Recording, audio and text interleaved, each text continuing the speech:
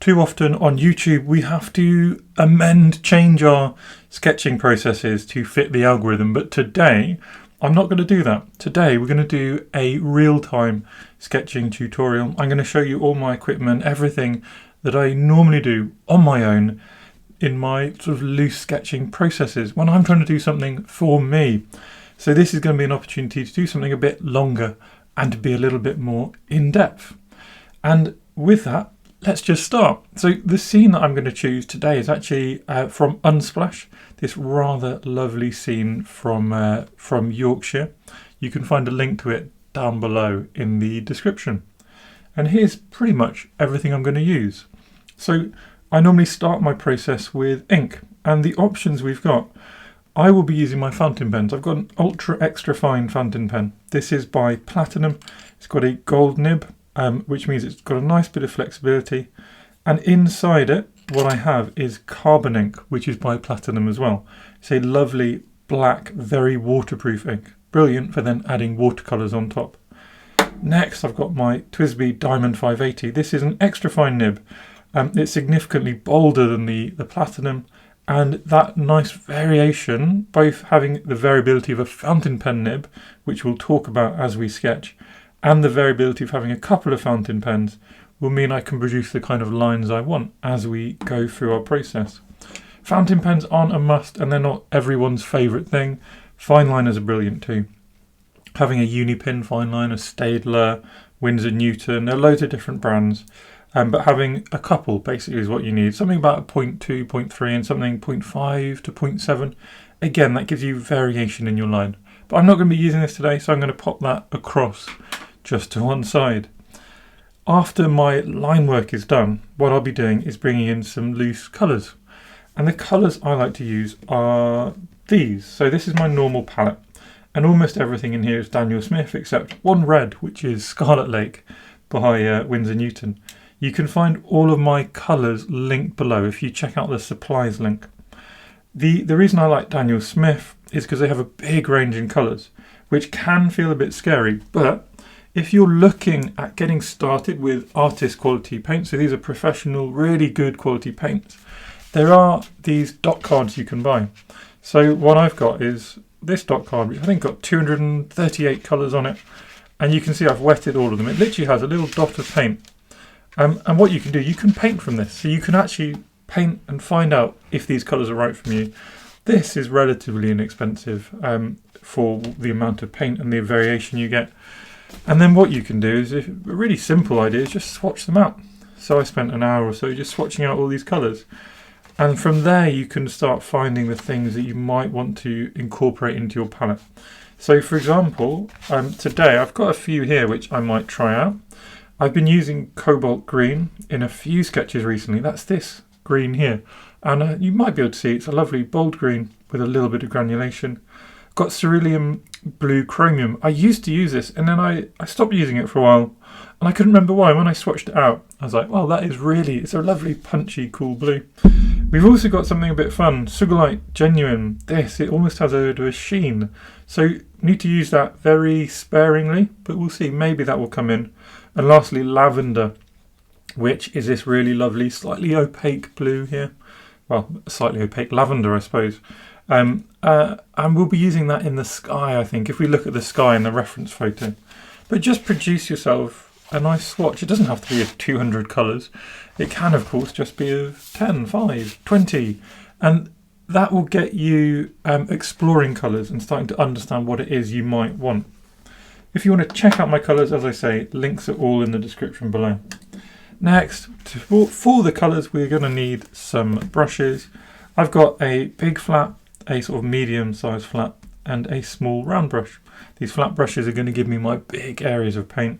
I've got one which is by Jackson's Art. So Jackson's Art I'm an affiliate of theirs, so you can get a discount code on my website.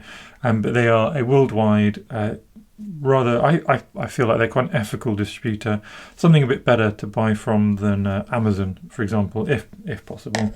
Then I've got this brush. This is by Panart. Panart are also an eco-friendly company. This is a special type of brush. It's densified wood, so it's soft wood, which is more renewable. It's synthetic, which has pros and cons against animal hair, but I prefer it just for my personal reasons. I prefer synthetic brushes if possible. And Pan Art have genuine ISO qualifications. It's a sort of certification you can get as a company where a third party says, yes, you are doing the things you need to do to be a sustainable organisation. So these brushes are quite fun. They're very, very good price, and they're also hopefully a little more ethical than your average brush. Lastly, I've got my favourite brand really. These are Silver Black Velvet. These are actually mixed hair, so they are synthetic and natural hairs inside. I didn't realise that at the time that they were mixed, but they've lasted me years, and there's no point in getting rid of them. And they are very, very lovely, these brushes. So that's our brushes, and last but not least, paper. So for me, I've been really enjoying using hand Muller paper. It's a switch I made about a year ago. And hand Muller paper is surprisingly affordable. This is a huge block, 50 sheets. It's not just 50 sheets, it's also 50 sheets of 425 grams per metre squared, or 200 pounds, which you may know is rather a sort of dense watercolour cardstock.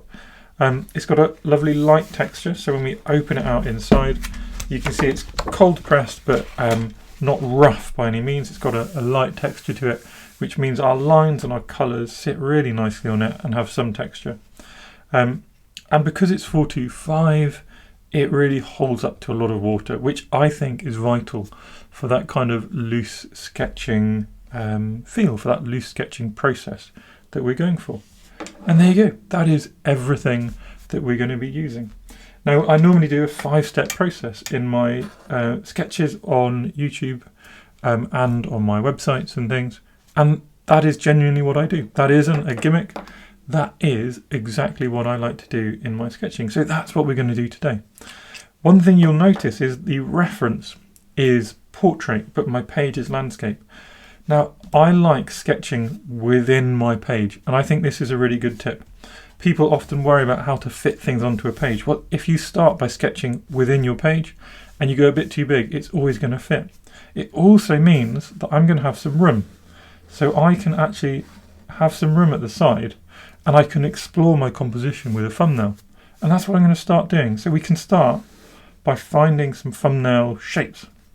And this is something, again, I often don't do on YouTube because I don't have the time to fit it into YouTube's algorithm. But off YouTube, or in this case on YouTube, and ignoring the need for short videos, what we're going to do is the sort of normal processes I would follow. So I can start exploring this scene and I can find all the shapes. And that's all I'm trying to do to start with, is find the shapes. This is also an awkward perspective. It feels initially like it might be a one-point perspective, but it's also going down a hill. So we don't have a really easy horizon line. The horizon line is going to change. Well, the horizon line is not going to change through the scene, but normally you can say a horizon line just sits along all the doors and the heads. But here the door is obviously going to be lower here than it is here. So we're going to have to change that. And you can already see in my little thumbnail, I've gone wrong. This is why thumbnails are so useful. I started by trying to draw in this and then this distant house. That hasn't worked for me. So because I'm thumbnailing, I've got the safety of now just going straight on to another. And actually what I got lost on then was the perspective. So I need to be a bit more careful. And what I'm going to do is this time I'm going to get in these steps at the bottom. I am going to get in this building off to the right because that sets very much the scale of the scene. And now I need to get the perspective of the road in. So what we've got is a little plant here and the road comes around like so. And then the other part of the road, the other side, there's a little plant just sitting there and it comes around and it intersects about this sort of edge of our paper. Now we've got the building coming along here but being blocked by various tables and things which we can mark in. We've got the top of this building coming in here, just edging down. And then we've got our sign which covers most of the next building, which also intersects where this road curves. That's where this next building intersects. And we can just build up like that. We can build up by finding the relative positions of things in our scene. And then we can come down, we can see the next building loop round, and then loop round, and then loop round. And now I feel like I've got my scene. Just with those really simple shapes, I can bring in the roofs, bring in the chimneys, and you see how that scene now, it's not perfect, but it feels very much like our reference. Whereas this one didn't, this one's clunky.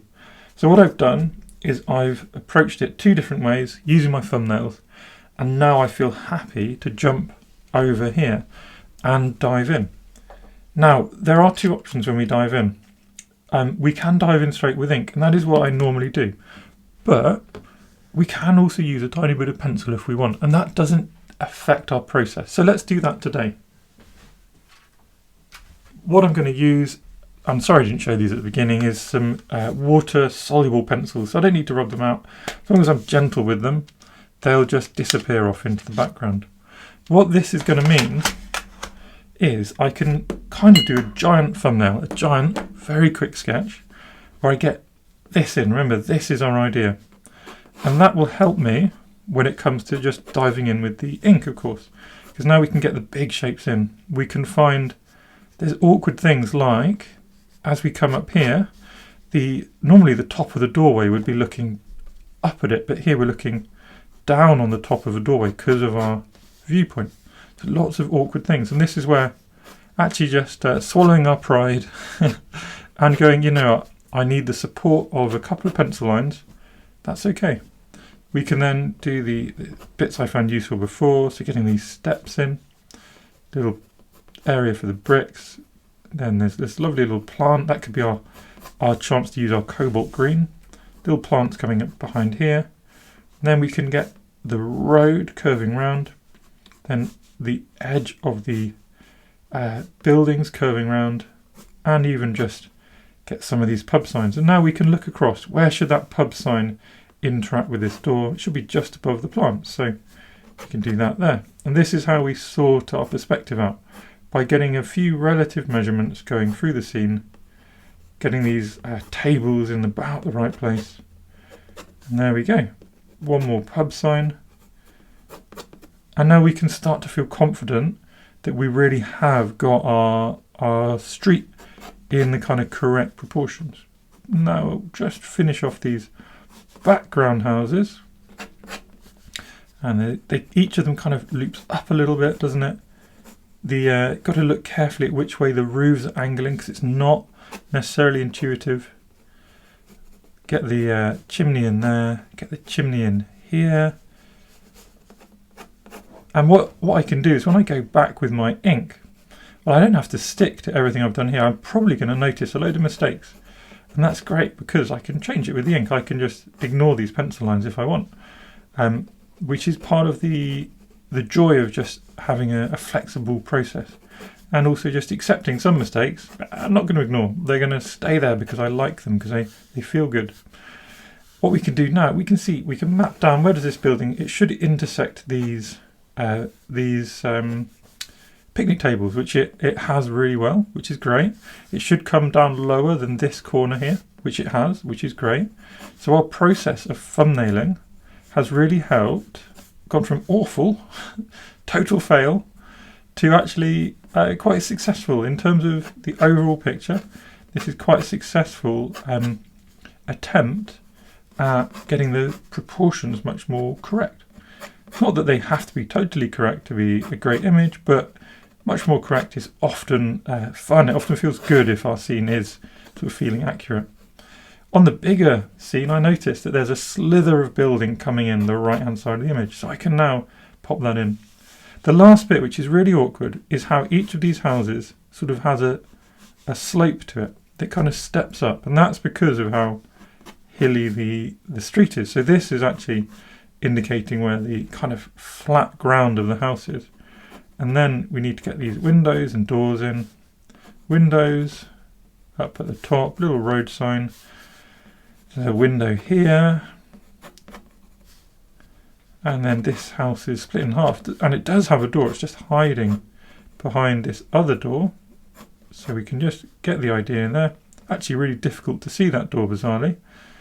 Another window here, which again is kind of hiding a little bit behind where this next house comes in.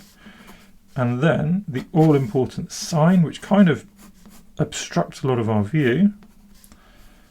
And from there, we've got a little sort of light. Don't want to overdo this. I've probably overdone the pencil a bit, to be honest. A bit more than I would normally, but it's a challenging scene. So I'm going to let myself do a little bit too much. What I need to not do, though, is overdo it. We got our shapes in. We got our scene feeling all right. I need to leave it there. And I need to not now trace. This is loose sketching. So we're going to move on from the preliminary step. We'll call that step 0, shapes with pencil. This is step 1, my normal first step, which is shapes. I'm going to use an ultra extra fine nib, and I'm going to not just do shapes, not just squares, but shapes with texture. So what I'm doing is I'm looking at the key shapes, like this roof, but I'm going, right, what's the edge of that shape actually look like? Here, what's the edge of this shape actually look like? And already we're imparting texture, which we didn't do with our pencil, because our pencil was just finding the bold outline. Going up here, this shape's got a sort of 3D element to it, and we can get that in. This chimney shape has got much more of a smooth, but it's still bricky, so I'm not doing this wrinkled edge, but I'm still going to get some element of texture in. Coming across the top, we're back to kind of having tiles, and now our shape is almost finished. So this is our shape here of our roof. Come up here again, do the same, and then repeat. And all we're doing is observing what's in our scene, observing how it fits with our previous pencil marks, and then trying to get the best that I can. Not the perfect, not exactly the right, but I might change things to make it a better piece of art, for example. So I might change the position of something to make it clear, like I could change this sort of window which is in the roof to make it clear, and I don't necessarily need it to be open, so I can leave it shut. I'm going to move down here and start solidifying like just one house. So I've got an idea going on in my scene of the sort of, well, of the scene itself. So we get the one house sorted, and that will hopefully help us to build slowly outwards. There is lots going on. There's lots going on in this, and we're going to have to, again, just work out what we really need and what maybe actually is overcomplicating a loose sketch. What is too much for our loose sketch? These big shapes, these windows are great. Do we need every window within that to be added in? Probably not, is my suspicion. Possibly, but probably not. I'm going to start trying to keep my lines nice and loose here as well. They've been a little bit tight here as I've been talking, whereas my normal process would actually be to be a lot more joined up, having connecting lines going on throughout the scene. That is my thing that I love doing. It's not necessarily the right thing to do, although I would argue the right thing to do when you're creating is the thing you love doing. So that's my excuse for doing all these funny joined up lines and things. It's not, technically what you have to do by any means, but there is no technically what you have to do, at least in my version of art. Just do what you want to do and then take it from there. So you can see, because I finished this house, I'm now just able to flow around the scene. I'm feeling more confident. We've got one bit done, right? Not finished, but it's far more finished than if we were just working in a bitty way. So I can now work around and start finding a few more kind of interesting bits. I'm going to bring this down and just work a little bit on our foreground. I think our foreground's actually going to be quite important here, and it's quite awkward. Tables, very awkward. I think most people wouldn't mind. I talked about using the pencil as a bit of having to control the ego and not pretend that everything's always really easy just with ink. I think most of us would also have to take the ego hit on saying tables are awkward. They're a funny thing. We're not used to actually caring what they look like until we try and draw them. So just simplifying them, just start off with simple features which you can see. So we got the tops we can see, we got the chairs we can see, we got some of the legs that we can see, and then we can also just tell that actually with it there's just quite a lot of chaotic lines and things going on. so we can't see everything. Probably see another couple of little lines coming across like so. And I'm going to leave it there. We'll see what happens. And we'll continue going back now to our house. And you can probably see there's a mistake. A slight mistake. It's a mistake of proportion. So my windows and doors here are probably a little bit too high. Does that matter though?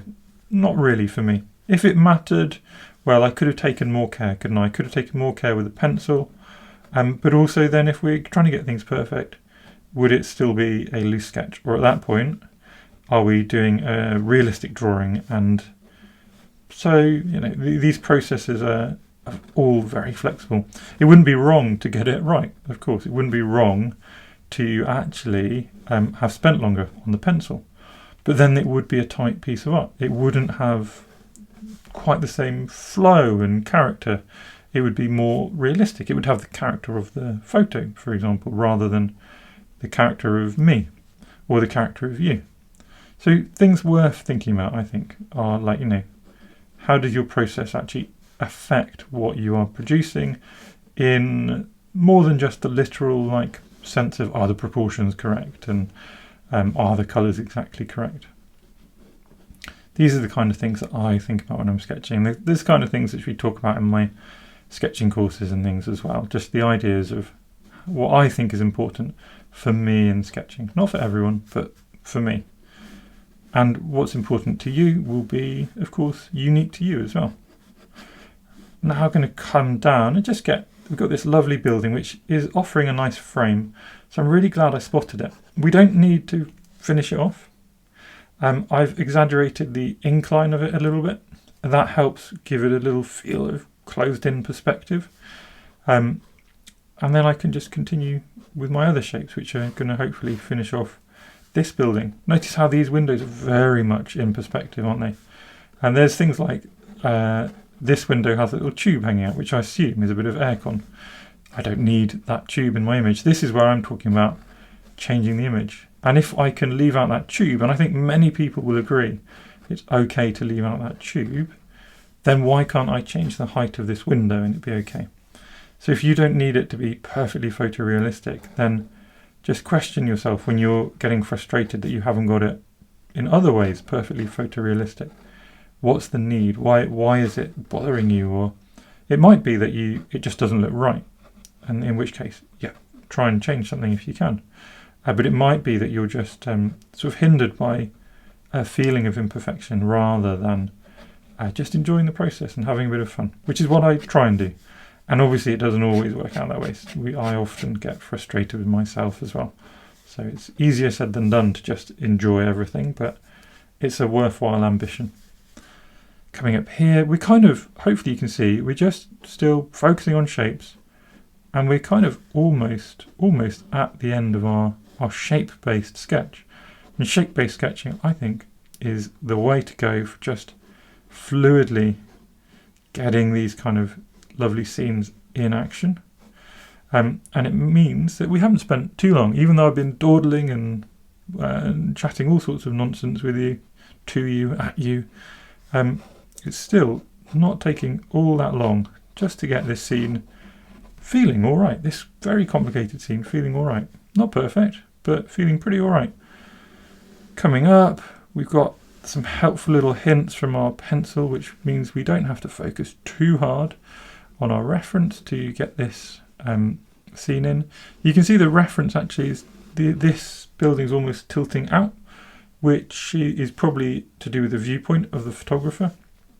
And I've not really kept that. I've made it a bit vertical, just like I've exaggerated this to give a bit more perspective.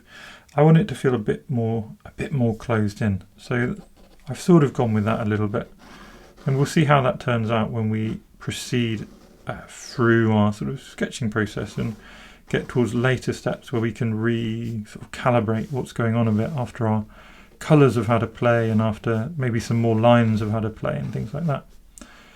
Up here, there's probably a couple of windows. I think there's a big space here. It's confusing because of the perspective again, because of the viewpoint. So I'm going to fill it with what I decide is going to go there. And that is it. That is basically step 1 done. And I always say that. I always say that is it. And then often I'll edit out me saying that is it because I look silly. But today we're not editing anything out. Today I'm now just recognizing I haven't actually done it all. And we need to have a look again. And actually I've got these road shapes that I haven't done. And I've got these window shapes up here that I haven't done. And there we go. Now we can almost actually say we are there. So now we have our big shapes all in situ. I've left out the distance here. There's like a confusing bit of landscape and things in distance. What we could do, just looking at it, what we could do, there's quite nice having this kind of stacked up roofs in the back. So there are some roofs. So I'll just do a distant roof. But I don't think I need to confuse the image. The image isn't about having a tiny slither of hill here. The image is about that amazing sky and this kind of moody street. So this is now the end of my step 1 done. Now normally in YouTube language I move on to step 2, immediately start splashing on some colour. And that is what I would normally do in my sketches. But this is kind of a lot about the detail, isn't it? A lot about the texture of the walls, a lot about a few bits and pieces which we haven't yet captured. So I'm actually going to go straight on now to step 2, and I'm going to call this texture. And this is texture and details. We're actually just going to add small shapes. So I'm going to come and find, like on these roofs, how can we just simulate what's going on with some of these tiles? And that will hopefully start to explain that all these roofs are feeling actually very similar. Although the tile colour changes, so this roof here has a slightly different tile colour, the texture of them is very, very similar. Similarly, we've got these very bricky walls, haven't we? So I'm going to just start getting a few little brick shapes. What I don't want to do is fill up the wall with bricks, but what we can do is a few brick shapes here and there. That's also going to help show the perspective. So as the bricks come down and down and down, they actually start angling significantly down, and that fits with these windows. So now we kind of get the feel of how this street is really hopefully sloping down and down by seeing the angle of the different bricks and things and how they move. Now this is again, this is stylistic, so you might be someone who actually wants to do every brick. That's going to affect how much watercolour you can use. So there's, in my mind at least, there's this concept of kind of ink to colour ratio. So the more ink that I put on, the less colour I can put on before it becomes just way too busy. When it becomes way too busy, you lose it. You lose the feel, you lose the kind of flow of the scene. It becomes overworked, muddy.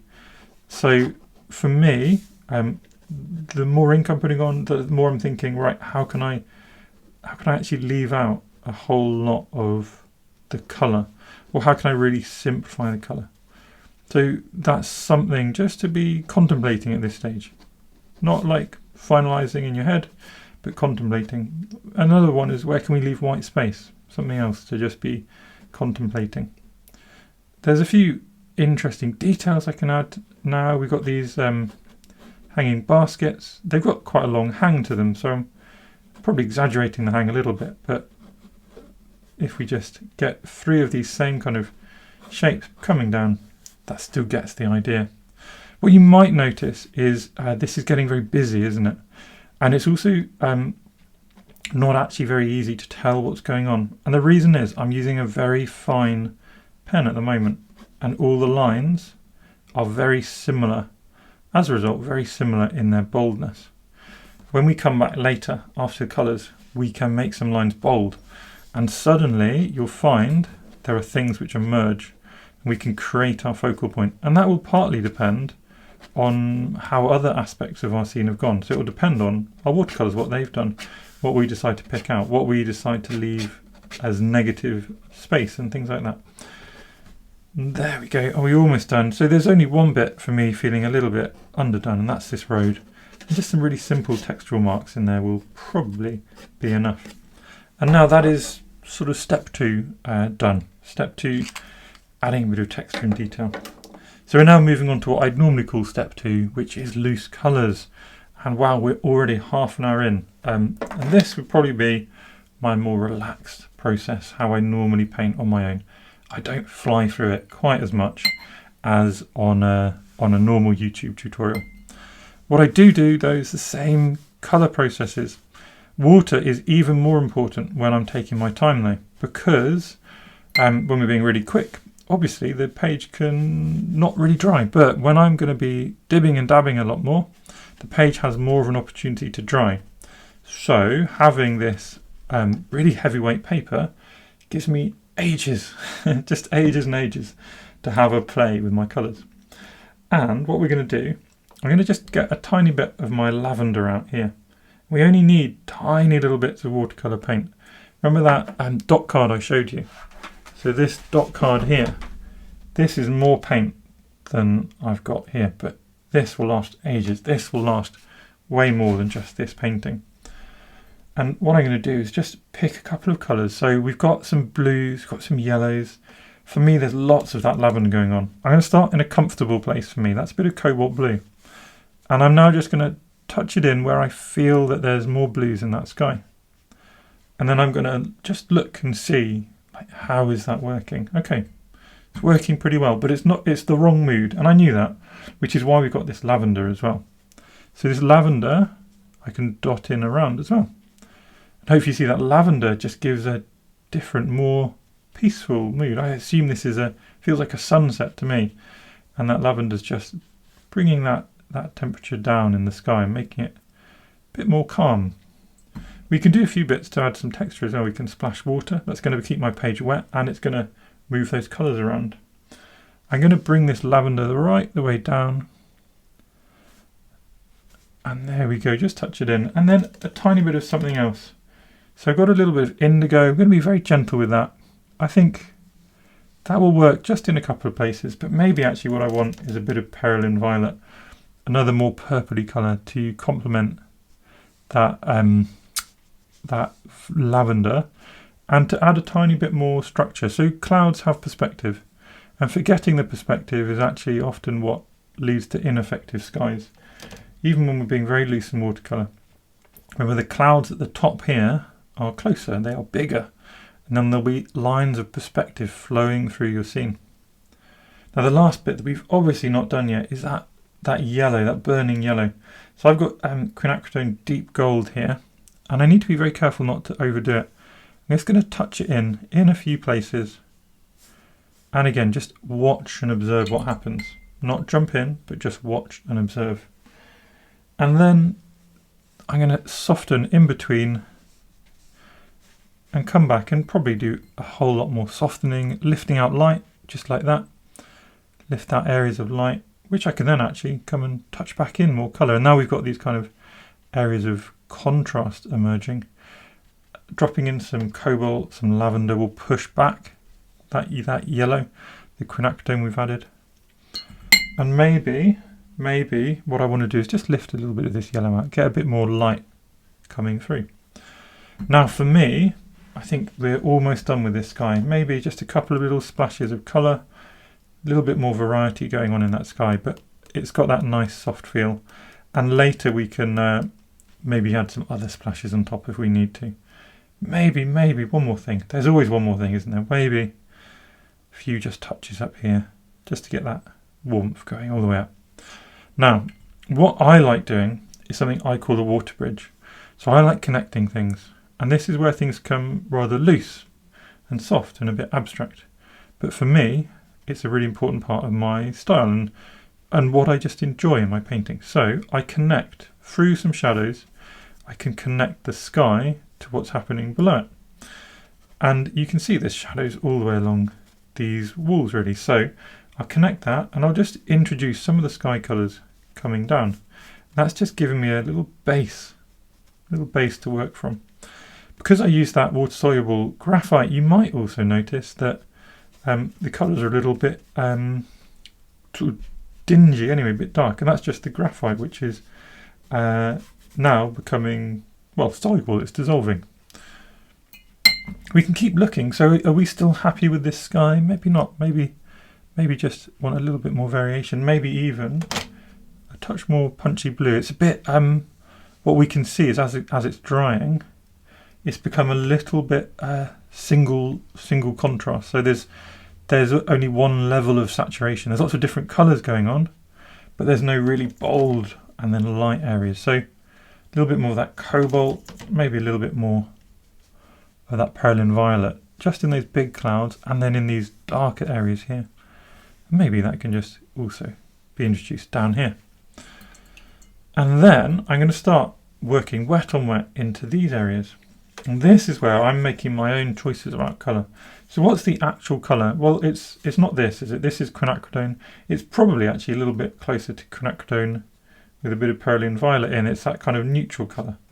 But I'm going to introduce some warmth. We've got a lot of coolness going on here. So I'm actually going to go more with this quinacridone sienna rather than the more realistic colour. Of course, it's going to mix on the page, and that's where I've dragged my shadows down already. And I'm just going to pop that around and let it move, do its thing, whatever it wants to do. And at the moment, what I'm trying to think is, like, where am I leaving blank? Because we talked about needing to leave some blank space. And I think this is looking like a really prominent area which maybe will benefit from just being left blank. So I'm thinking, like, where's my negative space going to come in? I want some variety in my scene here, so a little bit more interest going on here. Maybe even let's really warm it up with a touch of red. I don't want it to become too muddy, so I need to be careful not to overdo it, especially with that graphite in the background. And here we've got this nice green. We can start introducing a bit of life, bit of light maybe. So I'm going to just touch a bit of cobalt green into my palette. Needed to mix that a bit before I squeezed it out. And then with that green, let's just fairly neatly block in this house and see how that's feeling. Maybe I can lift it even more with a little bit of green gold as well. That's going to get us some variety.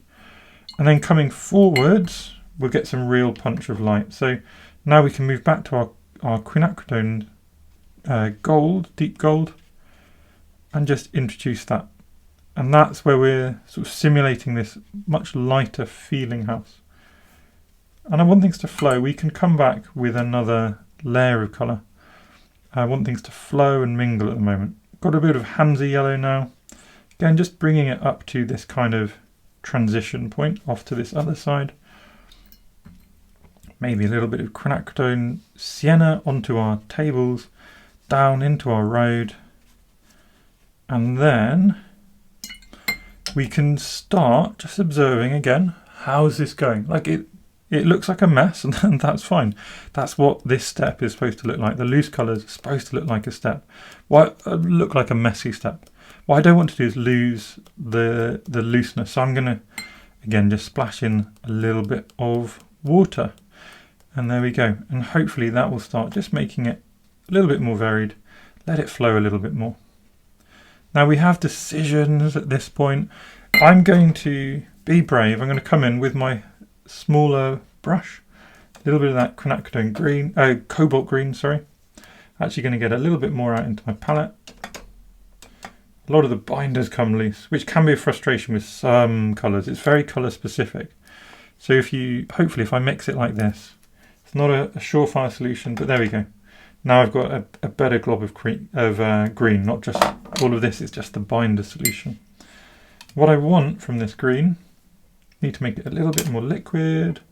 This much smaller brush will be much too dark if I'm not careful. What I want is just to get some of these plants. So we've got quite a few hanging baskets. We've got quite a few little bushes and trees and little bits of green. And just unifying all those bits of green, going through the scene, hopefully will be a rather nice touch.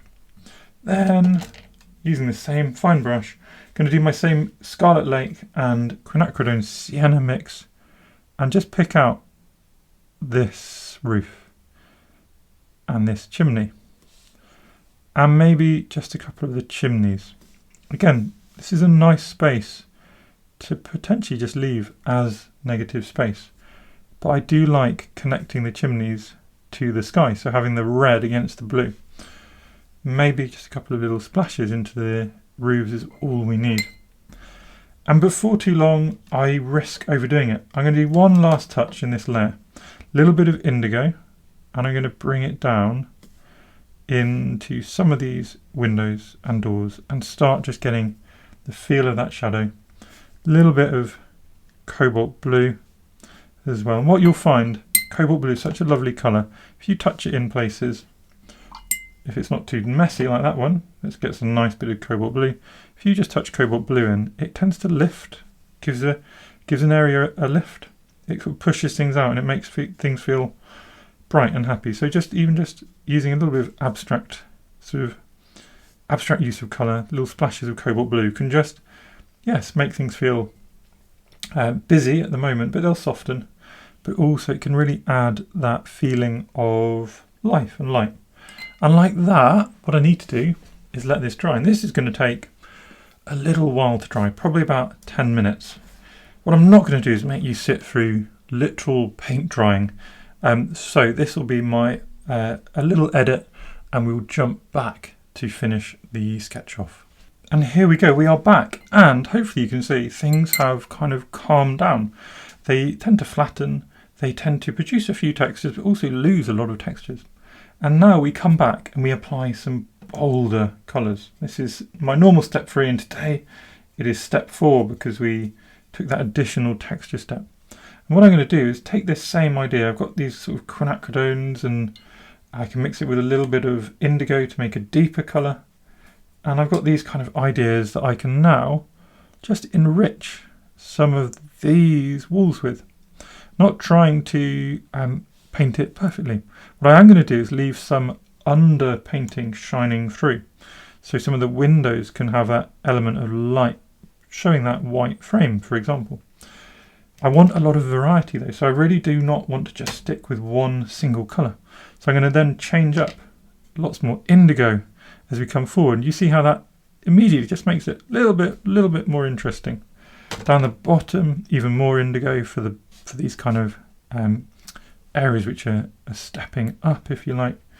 And we can change it to be a bit more red on this house. And again, just leave a little bit of underpainting shining through. This house I might leave. It's actually a kind of mauvey white, isn't it? I'm going to leave this patch of white, and I'm going to just jump to the greenhouse. And perhaps this greenhouse needs to just have a little bit of extra colour with our lovely cobalt green. And we lifted it before with a bit of green gold. So let's do that again. And we can just separate out the two houses like so. Right in the foreground, the colours I applied already were so punchy. There isn't too much we need to do. Just, again, a few touches to maybe pick out specific areas, show off some bricks. And if you increase the contrast between here and our frame area, what you'll find is it instantly feels a little bit more interesting, a little bit more fun. Now, there's lots of little lines running through. So what I'm going to do is come back with a clean brush and just soften into some of these edges. That kind of blurs the colours. It makes it feel less busy. Otherwise it can end up feeling very busy very quickly. We can also use this kind of softening effect to neaten and bring things to edges where we want them to be at edges, which we don't always. And the last bit that we've not touched, and we really should touch, is our road again. So we've got this road, and I'm just going to again just get this feel of texture running forward. A little bit of kind of dry brushing can be really nice. Going to do some yellow to get these road markings, which again are just an opportunity for some light. And that's all I need to do actually for this step, I think. Any more, well, I say any more, let's do some splashes, but any more than that we're going to overwork it. What we're going to do now is one more little edit where I'm going to let this dry, and then we will come back, add our restructuring with our ink. Remember, we've got 2 pens, we can add some bold lines and add some contrast, and then finally we'll finish it off with a few extra touches of bold and bright colours. And here we are pretty much dry, and we need to be very dry now because otherwise our ink will run and it will just potentially lose a lot of our sort of lovely affect we've got from these bright colours. And I'm going to start just boldening where things need to be bold. So that is to create that clarity that we talked about earlier. It's also to show shadows. So if I come along here and I just make this line really bold, it actually gets the start of that shadow which is undeniably happening underneath all of this roof. But again, if we bolden lines coming down, then we'll end up just splitting apart these houses. What you need to be careful of, I'm using a bolder pen here, still an extra fine pen, but I'm using a bolder pen. Fountain pens will tend to be rather bolder than you expect when you are drawing and sketching onto painted paper. So if the paper's had colour on it, then the sort of properties of it change. Even when it's very dry, totally dry, even tomorrow, my lines would end up being a little bit bolder than I expect. So you need to be delicate. And what we're not trying to do is draw every little line again. We're trying to pick things forward. So I'm focusing again really on those big shapes to start with. And then we will work it out from that point onwards. Here we can also add contrast. It's kind of like adding texture, but it's just using our ink, which is really black, much blacker than any kind of watercolour can reasonably get. And we can use that to find where there are areas of dark, because light and dark is really important in creating interest in our images. There are shapes up here that would be nice to just regather, as I like to call it. Got this sign, which we're going to obviously need to finish off at some point soon, aren't we? What I don't want to do is move too soon onto the details, because the details will come to life very much based on the amount of ink elsewhere. So I need the restructuring done. So working out how to bring things forward with these much bolder lines. When that is done, then I can work out how to grab the details and which details I want to grab and which ones I'm less fussed by. Grab these windows, a little bit of hatching again just for that contrast, because if you look, some of them have light, some of them have very much got dark in them. A little bit there. Now I'm starting to apply some of these detail marks as well.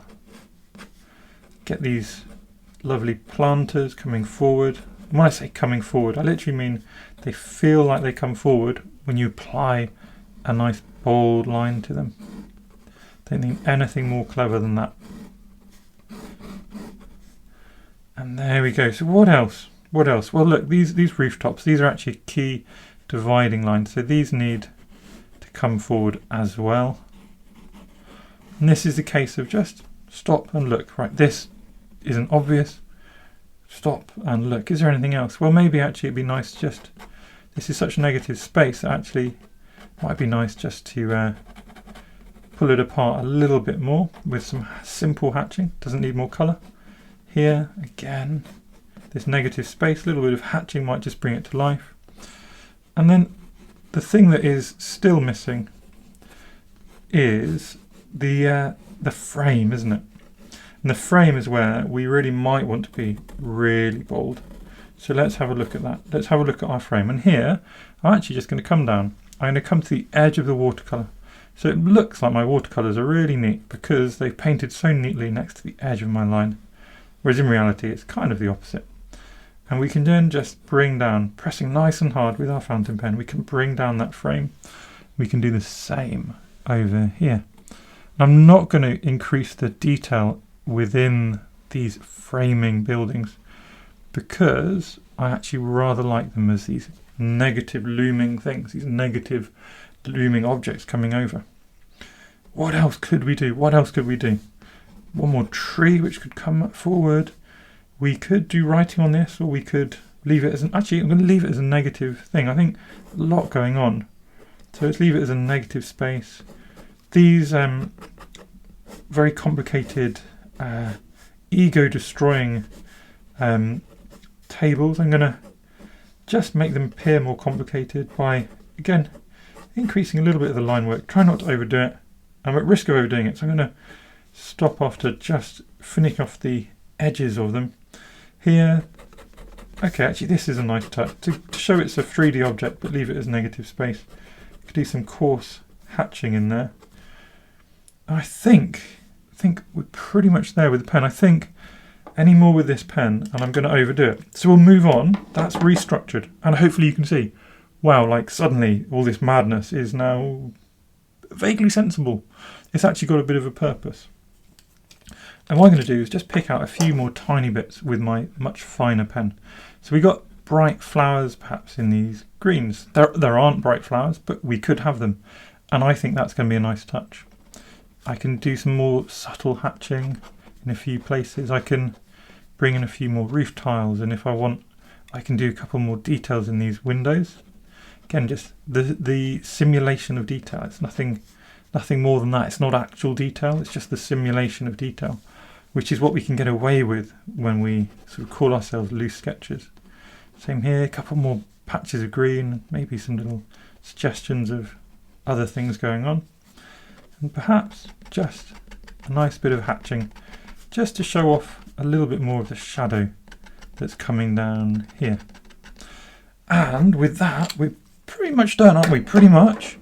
But we get to continue our final step with the final part of our final step, which is adding these finishing touches. And they are going to be things like shadows. So I'm actually going to use quite a cobalt blue heavy shadow here, because look, it will just lift it a little bit more. Rather than just indigo or something, that kind of cobalt blue shadow will lift it that tiny bit more, make it feel a little bit more happy.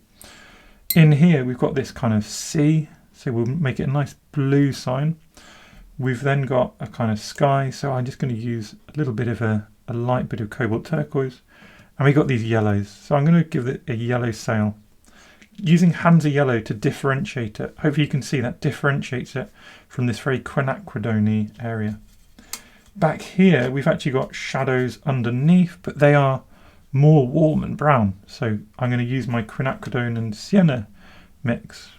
Quinacridone, sienna and Scarlet Lake mix, sorry. Been going so long talking to myself that I'm probably making no sense at all anymore. Then in these windows, a little bit of the sky being reflected down here. Can use that same idea, just a little bit of extra depth in our windows. And in some of them it's actually just murky, so then we swap, we go to our indigo and quinacridone sienna mix just to get murky shadow. A couple of bricks if we want, little touches in here maybe, again maybe on the road, don't want to overdo it. There's two more things which anyone who watches my channel knows about to happen. So firstly, really make these lovely chimneys nice and bold red. Silly touch, but it's one of my favourite things and I think a recognisable part of my art. Something I enjoy doing. A few more splashes in here of this yellow, and then also I love road markings because they're an opportunity to bring a kind of industrialism to the painting, which isn't sexy or cool, but actually I think works really well. And then other things, let's get this cobalt, let's really imply a lot more shape into some of these little bushes. See how just applying it on one side gives you that shadow.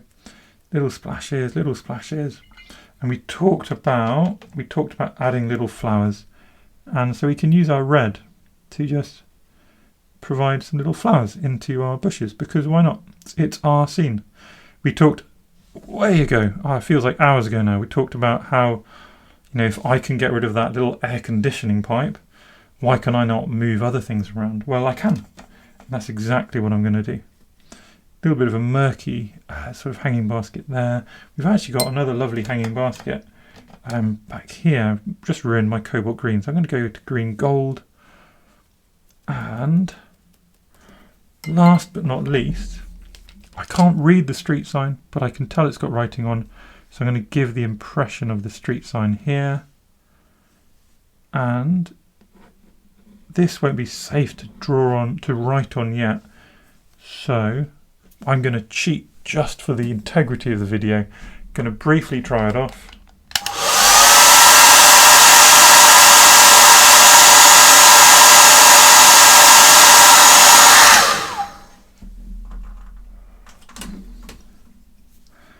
And now I should be able to write ye dolphin. Just a little touch, which hopefully just adds a little something to the image. Is there anything else we could do? Of course, there are always hundreds more bits and pieces we could do. We could add shadows in loads of other places. We could add, I mean, we could have spent hours and been really realistic. We can do so much if we want. For me, you have to just at some point stop. Stop yourself, or stop me. And that's what I'm going to do now. Most importantly, don't forget to sign. I like putting my initials there and then finding somewhere to hide my actual signature. Then I know that my signature's hidden in there. Even I sometimes can't find it, but for me it's a really fun touch. And now this is done. It's done. I can drop it down here, ready to be framed. And I'll probably do that probably tomorrow or the next day. And then you can paint within yourself. You can have a nice relaxed time, spending almost an hour doing a simple loose sketch. And yeah, it still remains loose. It still remains a bit of fun. Do subscribe if you've enjoyed this video. If you've watched this whole video, then also give yourself a gold medal. Go and have a coffee, have a little break, and then hopefully feel inspired to go and create as well. So thank you everyone for watching my little sketching videos. If you enjoy my content, please do subscribe to my channel because it makes me really, really happy. Thanks again.